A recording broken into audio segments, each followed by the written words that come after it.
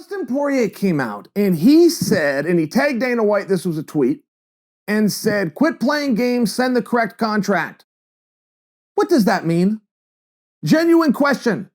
If anybody's got an answer, tell me. I want to hear, because it's the word correct that threw me off, right? If the word correct wasn't in there, well, we know what it says. Dana White, quit playing games, send the contract. Okay, that sounds like a fax machine issue. That sounds like a secretarial issue, an administrative overlooked. Somebody was busy. He said the correct contract. So what was wrong with the contract? Was the date wrong? Was the name wrong?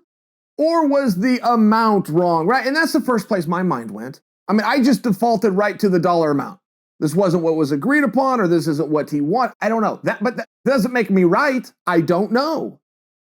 And that match, I mean, we're getting closer to it, and it seems like that's all but done. I mean, look, Dana said they're going to fight, but it wasn't as simple as that. Dana even said, I remember he was on ESPN, he talked all about this. He said, we gave Conor his own date.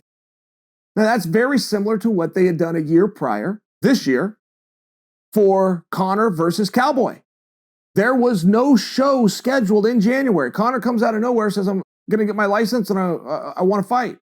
They go into scramble mode, make a fight. Conor Mania was real. I want to say it did like the fourth biggest gate in MMA history. First three all held by Conor McGregor. I mean, it was a very real thing and it worked out. But when Dana comes out and adds to the story, we're going to give him his own date. Well, now you kind of got to use him, right? It's a little bit different. You got a show schedule. I mean, we see that all the time. We've seen that as recently as this week. We'll see it within the next week. Some card somewhere, somebody moves. Okay, shuffle the deck. Just the industry. It's the way that it goes. When you pick a date exclusively for a guy, in this case Conor McGregor, who exclusively wants and has agreed to fight Dustin Poirier. I mean, you know what I'm saying? So I don't know what the word correct means. It sounds as though Dana wants that match, is going to do that match, exemplified by the fact that he added a date just for the match. So what part of the contract was wrong? I'm just curious. Am I making something out of nothing? Maybe a little bit, but it was a tweet that went out to the world in 160 characters or less, and I don't know what it means. I don't know what could be incorrect. And it's so meaningful that that fight happens. It really is. Conor versus Poirier, it's a very meaningful fight for the division, particularly in fact of where is Khabib going to go? Are we to take Khabib at his last word, which was, I'm done? Yes, I think so. My answer to that is yes, I believe so. Until we have a different word from Khabib, who has every right to change his mind. Until we have a different word from Khabib, we have to go under that. Then you have Chandler and Ferguson floating around, both looking for something to do in a timely fashion. It would seem as though in a perfect world, we would get both of those fights on the same night. I'm predicting for you that we do. But if we do, and we jam up the top four guys in the division, Justin Gaethje going to be removed from the conversation just for a moment.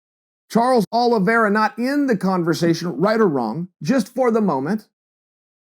It would seem as though we've got to get a little bit of clarity here.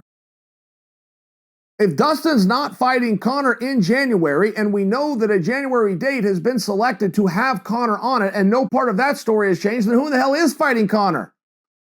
There's not a whole lot of options out there. Right, unless we're going to go to Ferguson or we're going to go to Chandler, but then we break that fight up. I'm only suggesting for you, what does correct mean? Right, he added one word. He added one word, but it has my mind going in 20 different directions.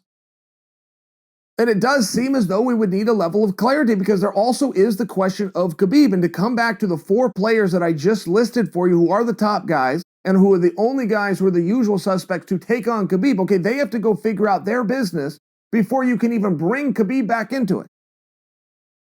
I mean, let's say Khabib had never done that post-fight interview and never put his gloves down and never said, I'm walking away. Let's say that didn't happen. Okay, fine. Khabib still is not going to be booked for a future opponent until some arrangement of those four names, Ferguson, Chandler, McGregor, Poirier, figure out their business. There would be nothing scheduled or offered or booked or looked at for Khabib until those four figure out their business.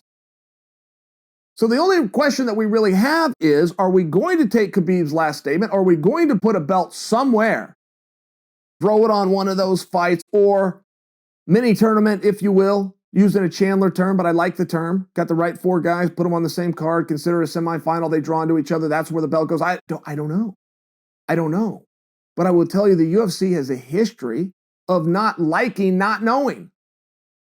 They do not wait. The very first thing they did when Cejudo walked away from that title is they booked a title match in that division. They don't like to have loose ends. Would somebody tell me what the hell Poirier meant when he said correct?